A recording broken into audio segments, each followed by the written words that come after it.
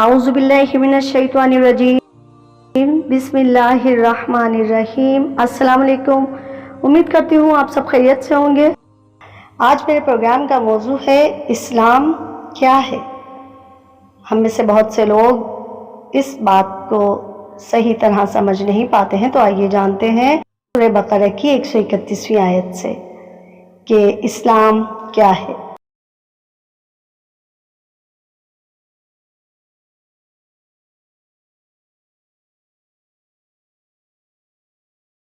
قرآن مجید کی سورہ بقرہ میں سیدنا ابراہیم علیہ السلام کے تذکرے کے ضمن میں ارشاد ہے، یاد کرو جب اس کو کہا کہ اس کے رب نے فرما برداری کرو تو بولا میں فرما بردار ہوں تمام عالم کے پروردگار کا۔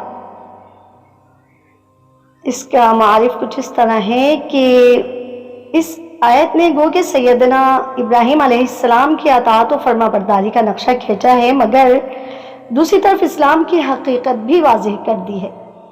اسلام کی حقیقت محض اطاعت و فرما برداری ہے۔ سنت ابراہیمی ہونے یا ملت اسلامیہ ہونے کا مطلب بھی یہی ہے کہ لوگوں کا یہ خاص گروہ اطاعت و فرما برداری سے سرشار ہے۔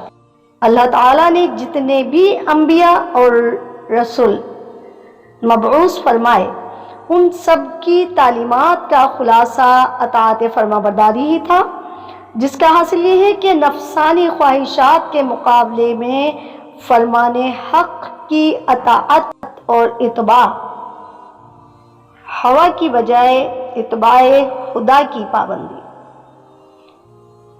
حقیقی اسلام یہ ہے کہ اپنی اغراض اور خواہشات سے بالکل خالی الذہن ہو کر انسان کو اس کی تلاش ہو کہ اللہ تعالیٰ کی رضا کس کام میں ہے اور اس کا فرمان میرے لیے کیا ہے۔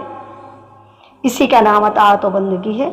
اسی جذبہ و اطاعت و محبت کا کمال انسانی ترقی کا آخری مقام ہے، جس کو مقام عبودیت کہا جاتا ہے۔